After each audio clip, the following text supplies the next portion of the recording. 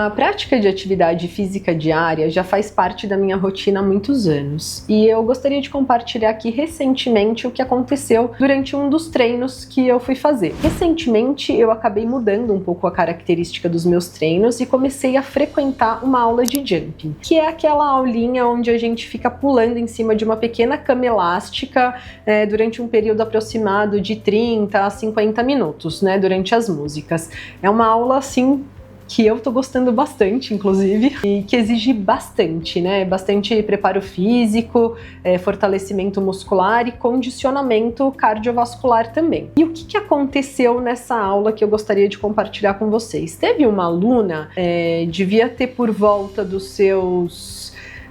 imagino aqui 45 anos mais ou menos, e ela estava com um sobrepeso, e ela durante os pulos acabou não conseguindo segurar a urina e infelizmente acabou vazando, molhando ali um pouco da cama elástica e do chão. Ela ficou extremamente constrangida, e a aula é composta por um grupo majoritariamente feminino que acolheu ela de imediato, minimizando essa sensação de desconforto e constrangimento que ela acabou passando. E o que eu quero relatar aqui e mostrar é que esse é um cenário muito frequente que a gente encontra no dia a dia. Existem diversas modalidades de perda de urina, e a incontinência urinária de esforço é um dos tipos de perda de maneira com que a mulher perde xixi, urina.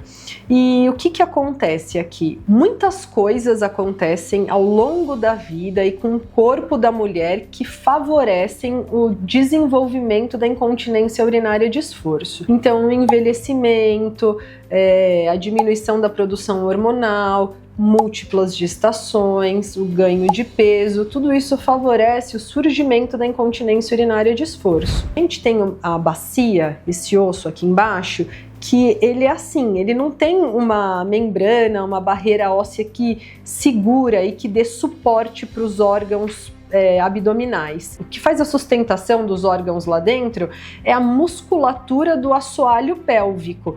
São as estruturas que compõem o assoalho pélvico, que são músculos, fáscias, ligamentos, uma série de estruturas formam esse assoalho para fazer a manutenção dos órgãos dentro da barriga. E com essas alterações hormonais, de ganho de peso, de múltiplas gestações, faz com que essa estrutura de sustentação fique comprometida. Entendeu? Ela acaba perdendo, como se ela ficasse frouxa mesmo, assim, a grosso modo de dizer. Quando a gente tem o aumento da pressão intraabdominal, quando a gente faz força, quando a gente pega peso, quando tem um esforço físico, a barriga ela fica dura, A gente aumenta a pressão dentro da barriga. E quando a gente não tem essa estrutura de sustentação forte, ela acaba cedendo, fazendo com que os órgãos desloquem para baixo.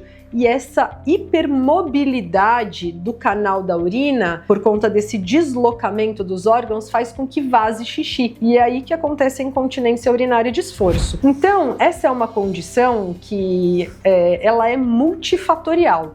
Muitas coisas aconteceram ao longo do tempo e da vida que fizessem com que essa situação acabasse acontecendo. Então, não tem como a gente esperar que uma medida só, uma coisa que você faça vai resolver toda essa situação. Essa é uma condição que é multifatorial, então muitas coisas foram acontecendo ao longo da vida que culminaram com a incontinência urinária de esforço. E para resolver essa situação, então, a gente precisa fazer muitas coisas para conseguir atingir um resultado satisfatório. Não adianta a gente achar que vai fazer uma coisa e vai resolver todo o problema. O que eu acabo vendo aqui com as minhas pacientes e também lá na academia que eu vi, é que a mulher ela entra num ciclo vicioso. Então, como eu falei, o aumento, o ganho de peso, ele é um fator de risco pro desenvolvimento da incontinência urinária. E aí o que acontece? A mulher, ela tá com sobrepeso e tá com incontinência urinária. Daí, para ela perder peso, ela precisa ir na academia.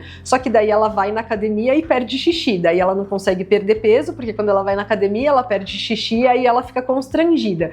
E aí isso vira um ciclo vicioso, onde a mulher ela acaba se negligenciando e se isolando da sociedade porque não vê uma solução ou como ela pode fazer para resolver essa situação. A mulher, ela, por conta do histórico de vida, da sociedade, ela acaba se negligenciando muitas vezes por achar que a incontinência urinária é uma coisa normal e vai acontecer mesmo, que é por conta da idade, ou porque a mãe, porque a avó, porque a amiga falou que é assim mesmo. E aí ela vai tentando contornar essa situação e se vê perdida. Então, o que eu vejo aqui muito no consultório são pacientes que falam que já tentaram perder peso, que já tentaram fazer isso e aquilo e acabou não funcionando. E acabam desistindo num prazo curto de tempo porque se sentiram constrangidas e acabam deixando isso de lado, né? Muitas vezes também, além da perda de urina durante a atividade física, elas perdem urina também durante a atividade sexual, o que acaba impactando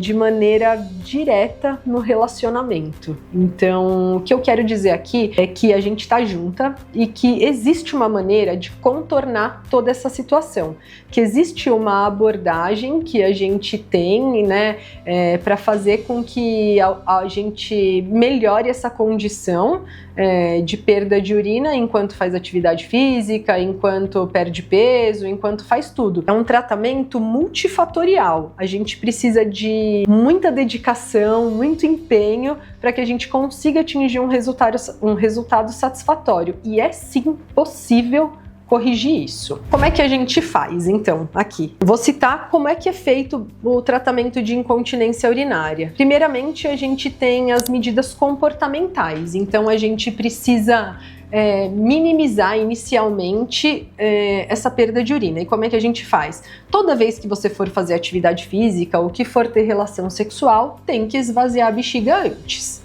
Então essa é uma medida comportamental importante. Você sabe que você vai se submeter a um estresse, que seja, estresse que eu digo aumento da pressão abdominal, seja por atividade física ou por atividade sexual, então esvaziar a bexiga antes para minimizar isso. Outras medidas comportamentais que incluem o seu dia a dia, nas pacientes que têm sobrepeso, fazer um acompanhamento multidisciplinar com um nutricionista, nutrólogo para poder controlar esse peso. E uma aliada fundamental no tratamento de incontinência urinária é a fisioterapia pélvica.